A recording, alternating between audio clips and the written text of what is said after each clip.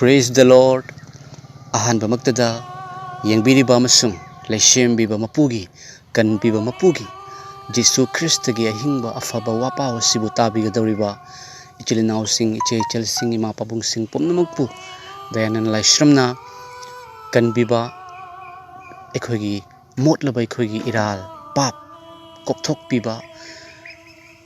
ekhoibu matam chuppada loina biriba thajaraba singbu ichanupa amasung ichanupi haiduna konsinbiriba aduga thajadaba singbuna kanbirage haiduna ngaiduna leibiriba ekhoiga matam chuppada loinaduna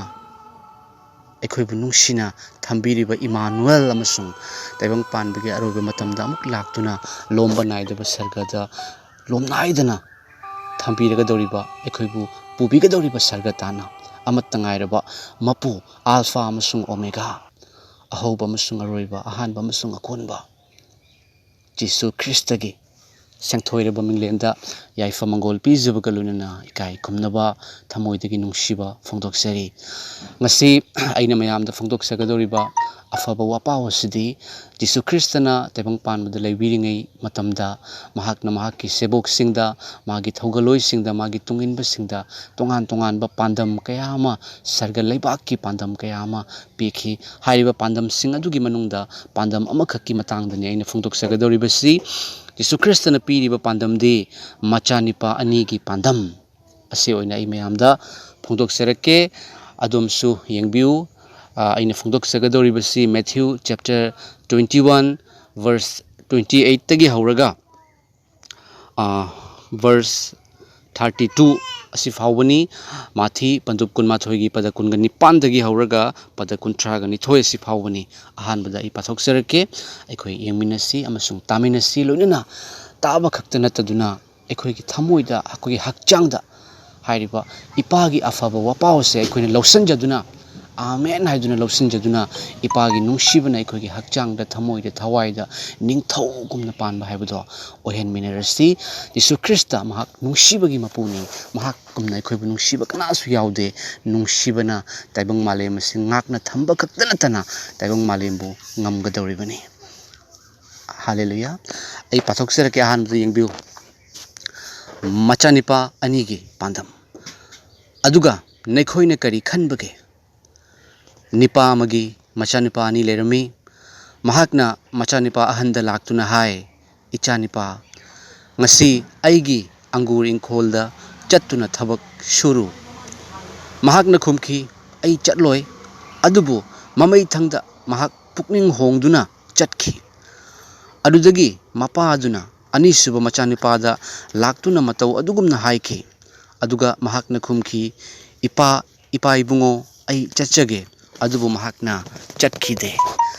maikhoy anigi maraktagi karambana mapagi ningba tawkhibage maduda maikhoyna mangonda khumlaki ahanbagi aduni Jesuna makhoyda haiki aina nekhoyda tasengna hairibani madudi khazana thawbasing amasung oktabisingna nekhoydagi hana ishorgi ningtholebakta changani maramdi Johanna dharma chenbagi lambida nekhoyda lakhi aduga nekhoyna di mahak puthajakhide adubu khazana thawbasing amasung oktabisingna mahak puthajakhi aduga nekhoyna masi uraba phawbada pukning hongduna mahakpu thajakhide amen hallelujah pathokraba amasung takraba ipagi hingba afaba wahaina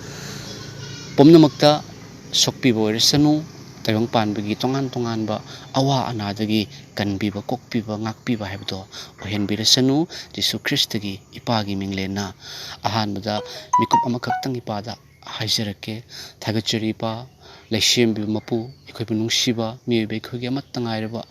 upai oiriba Jesu Krista ipana hakpu thagachei ngasigi wapawasi amathoiba wapaw amanipa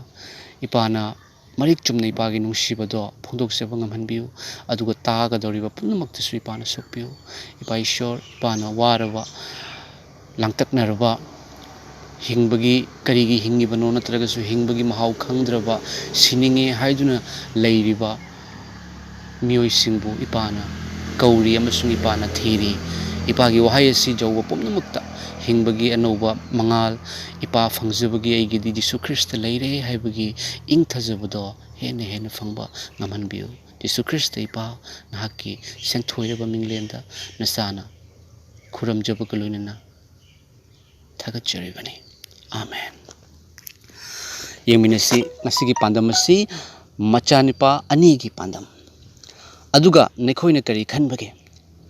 ꯅꯤꯄꯥ ꯑꯃꯒꯤ ꯃꯆꯥꯅꯨꯄꯥ ꯑꯅꯤ ꯂꯩꯔꯝꯃꯤ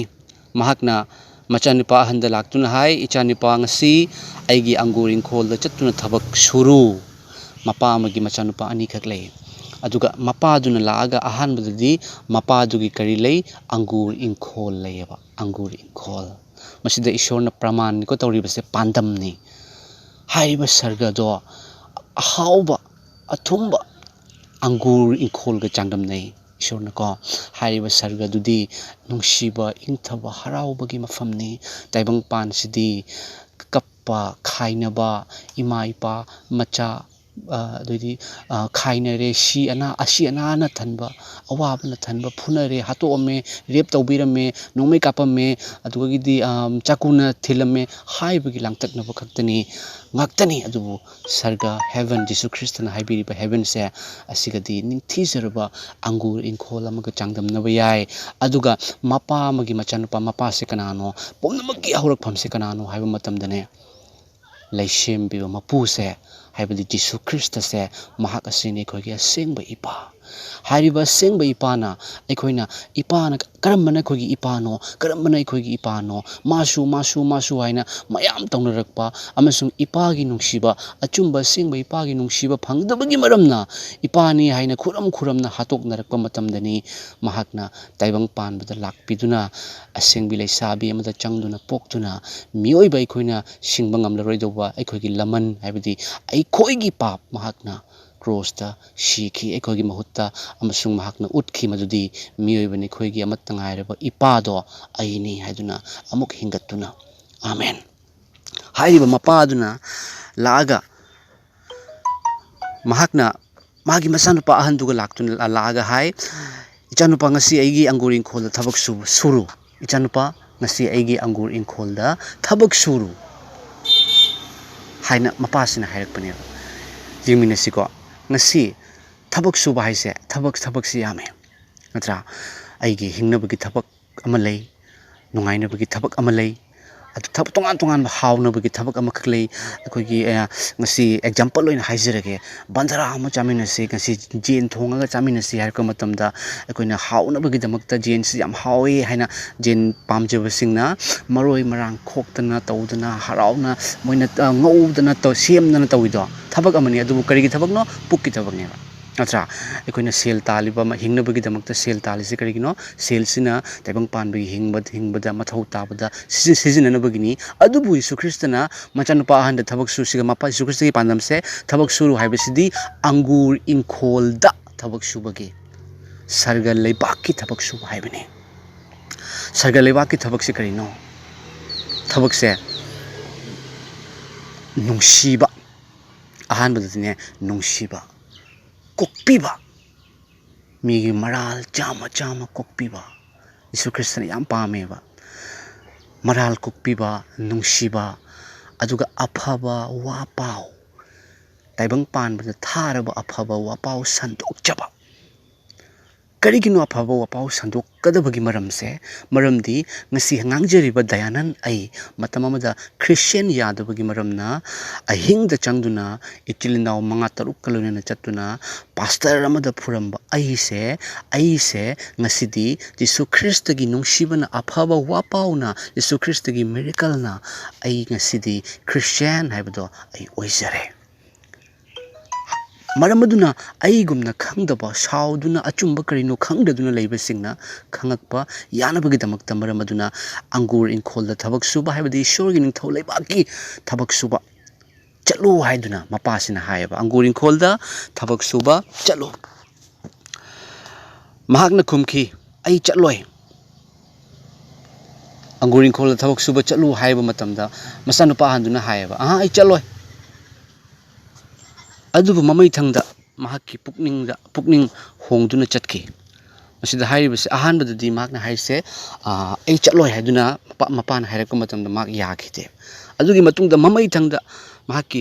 ꯄꯨꯛꯅꯤꯡ ꯍꯣꯡꯗꯨꯅ ꯍꯥꯏꯕꯗꯤ ꯃꯍꯥꯛꯅ ꯑꯍꯥꯟꯕꯗ ꯑꯩ ꯆꯠꯂꯣꯏ ꯍꯥꯏꯗꯨꯅ ꯆꯠꯅꯤꯡꯗꯦ ꯍꯥꯏꯗꯨꯅ ꯈꯜꯂꯝꯕꯗꯣ ꯑꯩ ꯁꯨꯅꯤꯡꯗꯦ ꯍꯥꯏꯗꯨꯅ ꯈꯜꯂꯝꯕꯗꯣ ꯑꯩ ꯑꯪꯒꯨꯔ ꯏꯪꯈꯣꯜꯒꯤ ꯊꯕꯛ ꯁꯨꯔꯣꯏ ꯑꯪꯒꯨꯔ ꯏꯪꯈꯣꯜꯒꯤ ꯊꯕꯛ ꯁꯨꯕ ꯃꯤ ꯑꯣꯏꯔꯣꯏ ꯁꯔꯒ ꯂꯩꯕꯥꯛꯀꯤ ꯊꯕꯛ ꯁꯨꯕ ꯃꯤ ꯑꯣꯏꯔꯣꯏ ꯍꯥꯏꯅ ꯈꯜꯂꯝꯕꯗꯣ ꯑꯆꯨꯝꯕ ꯃꯄꯨꯗ ꯑꯩ ꯂꯥꯛꯑꯣꯏ ꯍꯥꯏꯅ ꯈꯜꯂꯝꯕꯗꯣ ꯃꯥꯗꯤ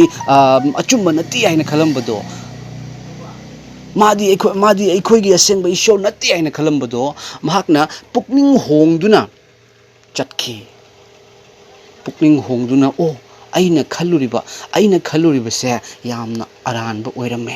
ꯑꯩꯅ ꯈꯜꯂꯨꯔꯤꯕꯁꯦ ꯆꯨꯝꯗꯦ ꯑꯩꯅ ꯁꯥꯎꯔꯝꯃꯤꯕꯁꯦ ꯆꯨꯝꯗꯦ ꯃꯍꯥꯛꯇꯤ ꯑꯆꯨꯝꯕ ꯑꯗꯨꯅꯤ ꯑꯩꯕꯨ ꯅꯨꯡꯁꯤꯕ ꯃꯄꯨ ꯑꯗꯨꯅꯤ ꯍꯥꯏꯅ ꯈꯪꯉꯕ ꯃꯇꯨꯡꯗ ꯃꯍꯥꯛꯅ ꯆꯠꯈꯤ ꯌꯤꯁꯨ ꯈ꯭ꯔꯤꯁꯇꯒꯤ ꯂꯝꯕꯤꯗ ꯁꯔꯒ ꯂꯩꯕꯥꯛꯀꯤ ꯊꯕꯛ ꯁꯨꯕꯒꯤ ꯃꯤꯑꯣꯏ ꯑꯃ ꯑꯣꯏꯈꯤ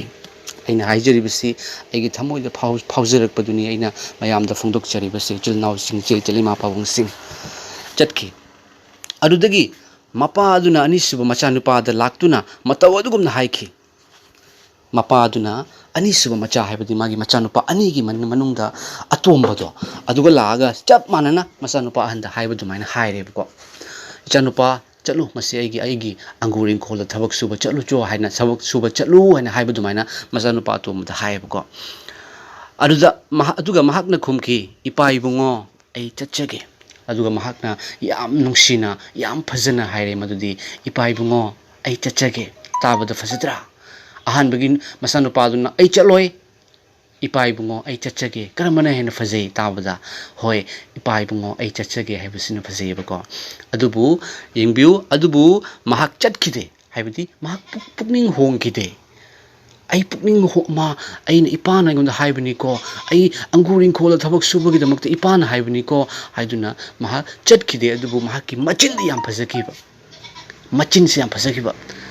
ꯀꯣ ꯆꯤꯟ ꯈꯛꯇꯅ ꯆꯠꯄ ꯌꯥꯔꯣꯏ ꯑꯩꯈꯣꯏꯒꯤ ꯌꯥꯝ ꯅꯨꯡꯁꯤꯖꯕ ꯑꯣꯖꯥ ꯔꯃꯥꯅꯟꯗ ꯃꯍꯥꯛꯀꯤ ꯋꯥꯄꯥꯎ ꯑꯃꯗ ꯃꯍꯥꯛꯅ ꯄ꯭ꯔꯃꯥꯟ ꯑꯃꯈꯛ ꯍꯥꯏꯌꯦꯕꯀꯣ ꯃꯥꯏ ꯄ꯭ꯔꯃꯥꯟꯗꯣ ꯑꯩ ꯑꯗꯨꯝ ꯅꯤꯡꯁꯤꯡꯅ ꯂꯩꯌꯦ ꯁꯨꯃꯥꯏꯅ ꯍꯥꯏꯌꯦꯕ ꯅꯨꯄꯥ ꯑꯃꯅ ꯉꯥꯏꯇꯅ ꯃꯥꯅ ꯏꯁꯣꯔ ꯍꯥꯏꯅ ꯁꯣꯟꯕ ꯑꯃꯁꯨꯡ ꯈꯨꯔꯝꯕ ꯅꯣꯡꯃꯗꯤ ꯃꯥꯅ ꯖꯪꯒꯜꯗ ꯆꯠꯈꯤꯕ ꯃꯇꯝꯗ ꯀꯩ ꯑꯃ ꯊꯣꯛꯂꯛꯑꯒ ꯍꯧꯝ ꯍꯥꯏꯅ ꯂꯥꯛꯑꯒ ꯃꯥꯁꯦ ꯆꯥꯊꯣꯛꯈ꯭ꯔꯦ ꯃꯌꯨꯝꯒꯤ ꯃꯤꯁꯤꯡꯅ ꯑꯩꯒꯤ ꯏꯆꯥꯅꯨꯄꯥꯗꯣ ꯂꯥꯛꯇꯦꯅꯦ ꯃꯥ ꯂꯥꯛꯇꯦꯅꯦ ꯍꯥꯏꯅ ꯃꯌꯥꯝ ꯆꯪꯅ ꯊꯤꯕ ꯃꯇꯝꯗ ꯖꯪꯒꯜꯗ ꯃꯆꯤꯟ ꯑꯃꯈꯛ ꯇꯥꯔꯝꯃꯦ ꯏꯃꯥ ꯑꯁꯤ ꯀꯅꯥꯒꯤ ꯃꯆꯤꯟꯅꯣ ꯍꯣꯏꯅꯦ ꯑꯁꯤꯗꯤ ꯑꯩꯈꯣꯏ ꯏꯕꯨꯡꯉꯣꯒꯤ ꯃꯆꯤꯟꯅꯤꯅꯦꯍꯦ ꯀꯃꯥꯏꯅ ꯇꯧꯅ ꯃꯆꯤꯟꯁꯦ ꯁꯤꯗ ꯇꯥꯔꯒ ꯂꯩꯔꯝꯃꯤꯅꯣꯅꯦ ꯃꯁꯤꯕꯨ ꯍꯥꯏꯅ ꯍꯥꯏꯕ ꯃꯇꯝꯗ ꯀꯅꯥꯒꯨꯝꯕ ꯑꯃꯅ ꯍꯥꯏꯔꯛꯑꯦ ꯑꯁ ꯃꯥꯒꯤ ꯃꯆꯤꯟ ꯐꯪꯉꯤꯁꯤ ꯌꯥꯝ ꯐꯔꯕꯅꯦ ꯃꯔꯝꯗꯤ ꯃꯥꯅ ꯅꯍꯥꯟꯉꯩ ꯏꯁꯣꯔ ꯍꯥꯏꯅ ꯍꯥꯏꯗꯣ ꯃꯊꯃꯣꯏꯗ ꯌꯥꯎꯗꯦ ꯃꯆꯤꯟ ꯈꯛꯇ ꯌꯥꯎꯕꯒꯤꯅꯦ ꯀꯩꯅ ꯌꯥꯎꯗꯕ ꯖꯒꯥꯉꯩ ꯂꯣꯏ ꯆꯥꯊꯣꯛꯈ꯭ꯔꯒ ꯑꯌꯥꯎꯕ ꯃꯆꯤꯟꯗꯨ ꯈꯛ ꯊꯝꯃꯝꯃꯦ ꯍꯥꯏꯅ ꯀꯣ ꯌꯥꯝ ꯅꯨꯡꯁꯤꯕ ꯄ꯭ꯔꯃꯥꯟꯅꯤ ꯑꯆꯨꯝꯕꯁꯨ ꯄ꯭ꯔꯃꯥꯟꯅꯤ ꯑꯗꯨꯒꯨꯝꯅ ꯍꯥꯏꯔꯤꯕ ꯃꯆꯥꯅꯨꯄꯥ ꯑꯇꯣꯝꯕꯒꯤ ꯃꯆꯤꯟꯗꯤ ꯌꯥꯝ ꯐꯖꯕ ꯑꯗꯨꯕꯨ ꯃꯥꯅ ꯄꯨꯛꯅꯤꯡ ꯍꯣꯡꯈꯤꯗꯦ ꯄꯨꯛꯅꯤꯡ ꯌꯧꯗꯕ ꯊꯃꯣꯏ ꯌꯧꯗꯕ ꯅꯠꯇ꯭ꯔꯥ ꯑꯗꯨꯒ ꯃꯍꯥꯛꯅ ꯍꯣꯏ ꯏꯄꯥ ꯏꯕꯨꯡꯉꯣ ꯑꯩ ꯆꯠꯆꯒꯦ ꯀꯥꯏꯅ ꯍꯥꯏꯔꯕ ꯃꯇꯨꯡꯗ ꯃꯍꯥꯛ ꯆꯠꯈꯤꯗꯦ ꯑꯗꯨꯕꯨ ꯑꯍꯟꯗꯨꯗꯤ ꯆꯠꯂꯣꯏ ꯍꯥꯏꯔꯝꯃꯒ ꯃꯍꯥꯛ ꯆꯠꯈꯤ ꯃꯈꯣꯏ ꯑꯅꯤꯒꯤ ꯃꯔꯛꯇꯒꯤ ꯀꯔꯝꯕꯅ ꯃꯄꯥꯒꯤ ꯅꯤꯡꯕ ꯇꯧꯈꯤꯕꯒꯦ ꯌꯤꯁꯨ ꯈ꯭ꯔꯤꯁꯇꯅ ꯍꯪꯉꯛꯏꯁꯦ ꯍꯥꯏꯔꯤꯕ ꯑꯅꯤꯗꯨꯒꯤ ꯃꯅꯨꯡꯗ ꯀꯅꯥꯅ ꯃꯄꯥꯒꯤ ꯑꯅꯤꯡꯕ ꯃꯄꯥꯅ ꯍꯥꯏꯕꯗꯣ ꯇꯧꯈꯤꯕꯒꯦ ꯑꯗꯨꯗ ꯃꯈꯣꯏꯅ ꯃꯉꯣꯟꯗ ꯈꯨꯝꯂꯛꯏ ꯑꯍꯥꯟꯕꯒꯤ ꯑꯗꯨꯅꯤ ꯍꯥꯏꯕꯗꯤ ꯑꯍꯥꯟꯕꯒꯤ ꯃꯆꯥꯅꯨꯄꯥ ꯆꯠꯂꯣꯏ ꯍꯥꯏꯅ ꯍꯥꯏꯔꯝꯕꯗꯨꯅꯤ ꯃꯄꯥꯒꯤ ꯑꯅꯤꯡꯕ ꯇꯧꯈꯤꯕꯁꯦ ꯅꯠꯇ꯭ꯔꯥ ꯖꯤꯁꯨꯅ ꯃꯈꯣꯏꯗ ꯈꯨꯝꯈꯤ ꯑꯩꯅ ꯅꯈꯣꯏꯗ ꯇꯁꯦꯡꯅ ꯍꯥꯏꯔꯤꯕꯅꯤ ꯃꯗꯨꯗꯤ ꯈꯖꯅꯥ ꯊꯧꯕꯁꯤꯡ ꯑꯃꯁꯨꯡ ꯑꯣꯛꯇꯕꯤꯁꯤꯡꯅ ꯅꯈꯣꯏꯗꯒꯤ ꯍꯥꯟꯅ ꯏꯁꯣꯔꯒꯤ ꯅꯤꯡꯊꯧ ꯂꯩꯕꯥꯛ ꯆꯪꯒꯅꯤ ꯑꯦꯃꯦꯟ ꯑꯦꯃꯦꯟ ꯑꯦꯃꯦꯟ ꯃꯁꯤꯒꯤ ꯋꯥꯍꯩꯁꯤꯅꯅꯤ ꯏꯄꯥꯅ ꯑꯩꯉꯣꯟꯗ ꯁꯤꯖꯤꯟꯅꯍꯜꯂꯤꯕꯁꯤ ꯁꯤꯒꯤ ꯋꯥꯍꯩꯁꯦ ꯀꯔꯤ ꯍꯥꯏꯔꯤꯕ ꯌꯦꯡꯕꯤꯌꯨ ꯈꯖꯅꯥ ꯊꯧꯕꯁꯤꯡ ꯑꯃꯁꯨꯡ ꯑꯣꯛꯇꯕꯤꯁꯤꯡꯅ ꯅꯈꯣꯏꯗꯒꯤ ꯍꯥꯟꯅ ꯏꯁꯣꯔꯒꯤ ꯅꯤꯡꯊꯧ ꯂꯩꯕꯥꯛ ꯆꯪꯒꯅꯤ ꯍꯥꯏꯔꯤꯕ ꯈꯖꯅꯥ ꯊꯧꯕ ꯇꯦꯛꯁ ꯀꯂꯦꯛꯇꯔ ꯑꯗꯨꯒ ꯑꯣꯛꯇꯕꯤꯁꯤꯕꯨ ꯇꯥꯏꯕꯪ ꯄꯥꯟꯕꯗ ꯀꯅꯥꯅ ꯅꯨꯡꯁꯤꯕꯒꯦ ꯀꯅꯥꯅ ꯐꯩ ꯍꯥꯏꯕꯒꯦ ꯑꯣꯛꯇꯕꯤ ꯂꯩꯕꯗ ꯁꯝꯅꯔꯨꯅꯨ ꯏꯃꯥ ꯃꯗꯣ ꯑꯣꯛꯇꯕ ꯈꯟꯗꯥꯅꯤ ꯃꯗꯣ ꯍꯦꯛꯇ ꯆꯥꯎꯈꯠꯇꯕ ꯑꯗꯨꯗꯤ ꯑꯩꯈꯣꯏꯒꯤ ꯃꯤꯡ ꯐꯥꯎꯕ ꯀꯧꯅꯤꯡ ꯄꯣꯟꯇꯦꯕ ꯈꯖꯅꯥ ꯊꯧꯕ ꯍꯥꯏꯁꯦ ꯍꯧꯖꯤꯛꯇꯕꯨ ꯈꯤꯇꯪ ꯃꯥꯒꯤ ꯀꯩꯅꯣꯁꯦ ꯑꯩꯈꯣꯏꯒꯤ ꯃꯇꯝꯗꯨꯕꯨꯗꯤ ꯇꯦꯛꯁ ꯀꯂꯦꯛꯇꯔ ꯍꯥꯏꯁꯦ ꯄꯥꯄꯤ ꯑꯃꯒ ꯆꯥꯡꯗꯝꯅꯩꯕ ꯄꯥꯄꯤ ꯇꯦꯛꯁ ꯀꯂꯦꯛꯇꯔ ꯈꯖꯅꯥ ꯊꯧꯕ ꯀꯣ ꯑꯗꯨꯕꯨ ꯈꯖꯅꯥ ꯊꯧꯕ ꯑꯃꯁꯨꯡ ꯑꯣꯛꯇꯕꯤꯁꯤꯡꯅ ꯀꯔꯤ ꯍꯥꯏꯔꯤꯕ ꯅꯈꯣꯏꯗꯒꯤ ꯍꯥꯟꯅ ꯏꯁꯣꯔꯒꯤ ꯅꯤꯡꯊꯧ ꯂꯩꯕꯥꯛꯇ ꯆꯪꯒꯅꯤ ꯉꯁꯤ ꯇꯥꯕꯤꯔꯤꯕꯁꯤꯡꯗ ꯑꯩꯅ ꯌꯥꯝ ꯅꯨꯡꯁꯤꯖꯅ ꯀꯩꯅꯣꯝꯇꯪ ꯍꯥꯏꯖꯒꯦ ꯌꯦꯡꯕꯤꯌꯨ ꯖꯤꯁꯨꯅ ꯇꯥꯏꯕꯪ ꯄꯥꯟꯕꯗ ꯂꯥꯛꯄꯁꯤ ꯀꯔꯤ ꯃꯔꯝꯒꯤꯅꯣ मीना हाय जिसु सीखिबदुबु मीना हाटखिबदुबु खंगदबगी खंगदबगी लो खंगदबगा खंगदबसिगा खंगहलगसु खंगदना मुकना दुम लैबा म लೈ थमोय कंजनबा हाइदो जिसुना लाखिबदी ओक्तबी सिंह पापी सिंह मिहाटप सिंह निशा चाबा सिंह समाज ने इंथोक पीरब सिंह मराल लैदुना शिबगी दंदी पीरब सिंहबु लोंब नायदब हिंगब पुबिन हिंगबदा पुबिनबगी दमकता हाइबदी पापी सिंहना पुकनिंग होंगक्तुना सरगदा थंबिनबगी दमकता जिसुना लाखिबनी अमसुंग महाकना शिखिबनी नुसिजरब चिलनाव इचे चलिमा पाबुंग Singh ngasi taibang pan bada dom se fatre adu ba taragadi adomna ai se fatre haibase adomna kari gumba yabi ba taragadi ngasi adomna ekhoina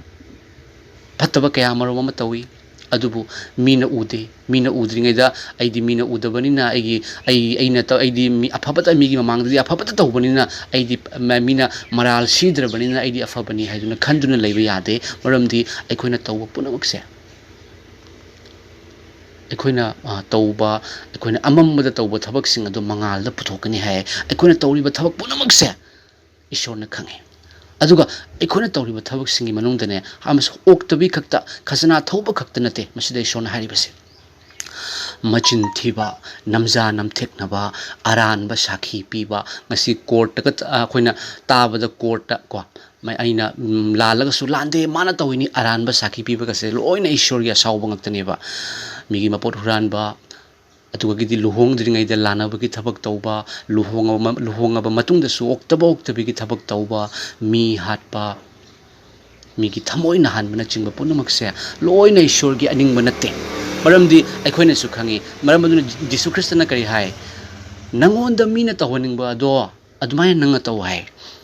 ताबिरिबा अदोमदा Meena थीना ngangbase अदोमना हराउरोयबको अदोमदा Meena थीना nganganingoy अदोमदा मीगिना अदोमगी फुरि खावदगी अदोमदगी पैसा मीना हुरानिngoy हुराल हनिngoy अदोमदा मीना करेम कथाइना हनिngoy अदुगुमना अदोमनसु मिंगोंदा तौ मीना नंगोंदा तौहनिंगबदो मीना एंगोंदा इकाई खुमना हनिंगबदो अदुमाइना ने नंगना हाना मखुदे तौ हाय इंबिउ को चिलनाव सिंग चे चलिमा पाबुंग सिंग मरम अदुना आइखोइदी मपुंग फादे मतिक चादे मरम अदुबु मतिक चादब सिंगिदमक्त जीसु लाखिबनी अमसुंग महाकना मतिक चाहन खरेबा सीदुना फुमदुना हिंगतुना ई तादुना मरम अदुना आइखोइना पुकनिंग होंगक पतारगदी ओ आई मतिक चादे आइगी धर्म दी फै धर्मना आइबु कनबिबा ngamde धर्मना ताइबा वाहिसिंग आइने इंदुना चटपा ngamdaba taragadi आइगी धर्मना कमाइना आइबु कनबिगदबनो अदुबु जीसु ख्रिस्ट महाकना हाय आइदी धर्म संदोकपा लाकपना धर्म थुंगनबा लाकपनी धर्म थुंगनख्रे महाकना यिंगो धर्म ngaknaba ama lei थुंगनकिबा ama lei जीसुना ngasi हिंगतलो मतुंदा हाइबसे आइगी अफबा वापाउ थाजौ आई थाजौ पुकनिंग होंगो पापतगी पुकनिंग होंगो आइबु लौशल्लो लोंबा नाइदबा सरगदा आइना पुगनी आमेन हाइबिरिबनी कोइचिल नाउ चे चली मापा सिंग मरमदुना अखोइगी उपाय अखोइगी आशा ले मिबे कनासु मतिक चादे आई पाप अमत तौदे नोइन पापा भाइदो आई अमतंग पाप अमत पाप तौखिते काइना हाइबा मिसे क्वाइदिंग हेन मासे पापिनेबको मरमदी महाकना ngangiba warido kaino khangde fataba tawna adomda haijege adomgi yumda huramba ma chango matamda adomna pharaga direct adomgi mitta hurambado uraga ai hurande haina mukpa taragadi adomna hena phuni mangonda masi machinju thiri ne huramba galuna na haina phuroidra adugumna laishembi mapugi mitengda aikoise papi ngaktani papi oide ai papi nate haiba yade ai papi aikoise papi ngaktani bible na kari hai mi amata su dharma chenma leite haine dharma chendradi kari ore papi ore dana अदु जीसुना लाकपदी अखोइबु पापी ओइरमबदगी धर्म चेनबा ओहेनबा लाखिबनेबा मरमदुना यंगबिउ फत्तबसिंग बुकनबिबा लाकबा जीसुना करी हाइरी ngasi aine khoida ta sengna hairibani madudi khazana thaubasinga amasung oktabisingna naikhoidagi hanai ishorgi ning thaule bakta changani yengo magi seboksing phawbada mamangda hairibani mayam singda hairibani मरमदी करिगिनो मरम सुहायकनी Johanna धर्म चेनबगी लंबीदा नैखोइदा lucky अदुबु नैखोइनदी महाकपु थाजकिदे Johanna लंबी थौरांग तौबा है बाइबलना लंबी है से कनागी लंबी जीसु ख्रिस्ट की लंबी कनबीबा मपुगी लंबी थौरांग तौनबा जिसु ख्रिस्ट की ममांग कना लाख्रे जोहान करी है कनो दा हाइबदो बाइबल न करी है लमजाउ द लाउरिबा अमगी खोंजेल ताउ है लमजाउ द लाउ जोहान कइदोई जोहान इसिंग द बाप्तिज्म तौई हाइबदि इसिंग द पाप कोक्थोकपिरमे जिसु ख्रिस्ट की ममांग द जोहान हाइरिबा जोहान दो महाकसे माइचौ अमने प्रॉफिट अमने जोहान से ईश्वर थारकपा जेहोबा इपा जिसु ख्रिस्तन थारकपा प्रॉफिट अदुनी हाइरिबा जिसु ख्रिस्तन जोहान इसिंग द बाप्ताइज तौरिंगै मतमदा महाकसु जोहान दगी बाप्ताइज लौनबगी चली अदुगा जोहान करी हाय अइगी निंगदा मलाई महाक्ति अइगी ममांगदगी लेरंबा मरमना मादी ममांगदगी नि मागती अइदी महाकी सैंडल की मरी लौथोकपा फावदा अइगी इतिक चादे हाय यंगबियो जोहान अइदी मागी सैंडल मरी लौथोकपा फावबा अइदी इतिक चादे अदुगा बाप्ताइज तौ मतमदा जिसुना लाका मतमदा करी हाय नंगना दुम अइंगोंदा बाप्ताइज तौबिगदबनी अदुबु जिसुना करी हाय हौजिक्ति असुमना यारो मसे अचुम्ब इपागी थबकनी हौजिक्ति यारो हाइकी हाइरिबा जोहानदो अदुगा महाकना अचुम्ब लंबी धर्म चिन्बगी लंबी दने खोइद लाखी अदुबु ने खोइनदी महाकपु थाजकिदे ने खोइनदी महाकपु थाजकिदे अदुबु खासना थौबसिंग अमसुंग ओक्तबिसिंग न महाकपु थाजकी अदुबु खासना थौबसिंग अमसुंग ओक्तबिसिंग हाइबदी पापीसिंग न महाकपु थाजकी यंबियो पापीसिंग से ईश्वर ने नुंगसिबगी मरम से अखो हिंगनबगी याम होनायो हिंगनबगी होनाबसे अई फत्तब तौरी है खंग तारगदी अई ईश्वर की मिटेंगदा अईसे पापीनी तारगदी कमाइन कोकनी है याम खजेब अखो मिबसे अदुबु अचुम्बदो खंगदबगी मरमना अखोइना तोंगान बदा कइनो सागी मंगसम का ई थादरिबा अदुगा कटलिबा तोंगान अईगी खुदांगदा कइनोदा पुल्लिबा मयाम अमा तौवे पापी सिंगना पाप कोक्चनबगी दमक्ता नत्रे चिलनाउ जे चलिमा पाबुंग सिंग मरम अदुना जीसुना हाइबा पापी सिंगबु ओक्तबी सिंगबु यामना नुंगसी हाइबा जोहान लाको मतमददिने अचुम्ब ताकथोकपा लाको मतमदा अमसुंग जोहान धर्म चिनबगी लंबीदा लाको मतमदा नेखोइना थाजकिदे अदुबु नेखोइनदि महाकपु थाजकिदे अदुबु खसना थौबसिंग अमसुंग ओक्तबिसिंगना महाकपु थाजकी खसना थौबसिंग अमसुंग ओक्तबिसिंगना पाप कोक्चनबगी दमक्ता हाइरकपा मतमदा बाप्ताइज तौ हाइबा मतमदा इसागी इराल खंबगी मरमना थोकलागा इसिंगदा जोहानदगी बाप्ताइज लौखी यंबिउ मरमदि मेखोइना थाजकीबा अदुबु नेखोइनदि महाकपु थाजकीदे अदुगा नेखोइना मसी उरबा फावबदा पुकनिंग होंगदुना महाकपु थाजकीदे मसी उरबा फावबदा पुकनिंग होंगदुना महाकपु थाजकीदे चिलनाउ चे चलिमा पाबुंग सिंग ngasi adom sing da thajadabai chilnaउ चे chil sing da in haisige thajaba haibise karino thajaba haibise ishorna yam pamjaba duni thajaba haibise akhoi karigumba ama thajarak haibise heta thajabadi yade thajabadi heta thajaw hairaga se nangi aigi sena nangi aigi ipa imane haina tebang pandu lei adubu mase kanagumom puraga senagi napani mangonda napa ko haiba matamda thajaroi थाजदेबा अदुबु अइना हाइजनिंगिबसे अदुबु अइगी इपा हाइना अइना ममांगदगी इपा हाइना कौरेबदो तसेंगना अइगी इपारा हाइबसे तसेंगना अइगी इपारा हाइबसे अइखोइना खनबगी मथौ ताइ मरमदि अइगी इपा होइबा तारगदि मचाना वारकपा मतमदा मचाना नारकपा मतमदा लैबा ngमोयबा मपा अचुम्बा मपासिना मचाना वारगा मा लैबा song ngमोय अचुम्बा Mopa नत्तबा ओइबा तारगदि साजनबा ओइबा तारगदि महाकना मचाना वारगा सुमान नाथैरगा लैबा ngमखिनि अदुबु मसिदि मियोइबगी मपा मचागी वारिनि अदुबु लैसेमबिबा मपुसे मरोल अहुमबु लैसेमबि मपुसे अइखोइना थाजबा हाइबसिदने अइखोइ ngसिदि यंबिउ धर्म पुनमकि लारिकसे फै हाइना हाइजनिंग अफबा तौ हाइबा ngक्तनिना अदुबु धर्मना अइखोइबु कनबिबा ngमब्रा हाइबसिनि धर्मना अइगी पाप कोक्पिबा ngमब्रने धर्मना पाप तागा धर्मना तहोइदबा ताइ नत्रो धर्म लेरमद्रगदि while जाथंग लेरमद्रगदि पाप खंगमोय हैना बाइबल ना हाय वाइल जाथंगना अखोइबु कनबिबा ngमगद्रा वाइल जाथंगसे अखोइना ngaktawa matamda अखोइसे ईश्वरगी असावबा लाइबनि अदुबु वाइल जाथंगना अखोइबु कैदंगोइदा कनबिबा ngमोय अदुबु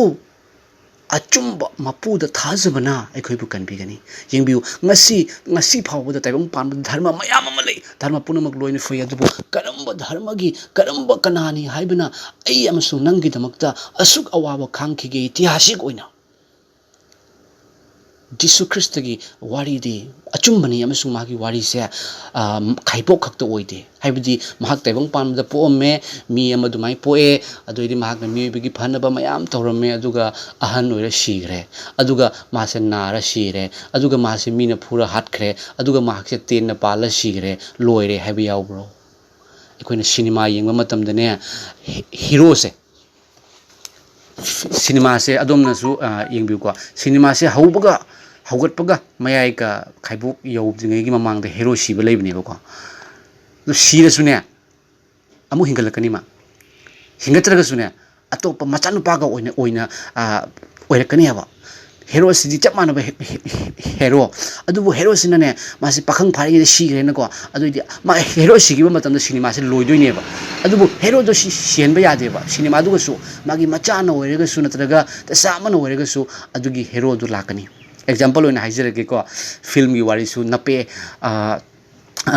aikoina film gi maming di ai haizerage aduna haibagi artha se aina haijibagi artha se Jisu Christ se cinema dane khaibuk tawraga khaibuk tang jingaga muthat lagadi shaurakani mayam su adumaina full cinema gi magi leiba dumaina ne haibagi artha di Jisu Christ se sire loire haina loigi deba amuk hingaleba hallelujah amuk hingaleba mase amuk hingaleba yengbiu si loiraga loikiba natine amuk hingaleba aduna aibu thajaba singna aine hingatpa gumna mahaksu nangsu hingatkani hairi aibu thajaba singna mangdaduna lomba naidaba hingba punsi fangani haiduna hairibane ngasidi aikhoina Jisu Christ gi maramda takhre Jisu Christ gi maramda khange Holy Bible na aikhoida phungdok piri ahingba ipana ngasidi thajaba ipabu yamna nungsijaba yamna khaurangjaba aibusu sizinabiduna phungdok hanbiri mase Holy Bible gi wahaini ichil nausing iche chalima pabung sing kakningai leitraba warini aina thajaba matamda aigi thamoi pukning hongchaduna lawsinjaba matamda lomba naidaba sargado aikhoina phangjagadoribani aikoi sargagi damakta khanminasi si loiraga loire haibado aikoi chap chana khangba ngamdabani ko Kanago mama sikre sire do idi mangonda adu katle adu kapnare mayam kapnare aina tagi siba matungda nang kadai chatkhre ne nang bu kadai da leirige ne haiduna haini bako adu bu chummi me khoina haidu kadai leinu khangponte adu bu ngasidi Jisu Christana siduna phumduna khoi gi damakta hingat pai pana kari hairi hingi matamna thawai gi panthung ne khoi kadai da lamuk leiruni haibadu khangdu mafam ani leine amana norok ni amana sarga ni ne koi sarga da chatpa yai si loraga yadre siba hek loi ki baga siba ga adubu hingi matamda khallu hingai da achumbadu thiu achumbadu aini lambi do achumbadu hingbadu aini aibu thajau lomba naidaba sargada hingan bigani nusiraba chil naw che chalima pabung singa si aikhoise na han angang oiringai di pa ipu haktak tagi aikhoise Jisu Christ da leiram banati adubu aikhoise hana Jisu Christ na haibiribani lomba naidaba sargada thambigani haiduna maramdi aikhoise matam amada oktaba oirami aikhoise matam amada ishor gi mayokta ngangba mi oirami aikoi matam amada achumba leitaba mi oirami huranba mi oirami mi phattaba oirami aikhoise adubu ngasidi aikoina achumba mapubu khangsaduna Jisu Christ nahakpu thagatchari haiduna pukning hongjaduna natra masi aikoina Jisu Christ da lakchari base pukning hongduna lai natro Jisu Christ gi damakta ikaiba khangi sibu pukning hongdraga di khangatro Jisu Christ na haibiri naikhoini hana sarga libakta chatkadaba thagachari punamak pui shona loma naidana thambibo isanu punamak pui pana sokpibo isanu Jisu Christ thagachari pa ishor punamak ipagi thojal Jisu Christ ipagi sengthoireba minglenda wapa wasaipa ipa ta kachari bani amen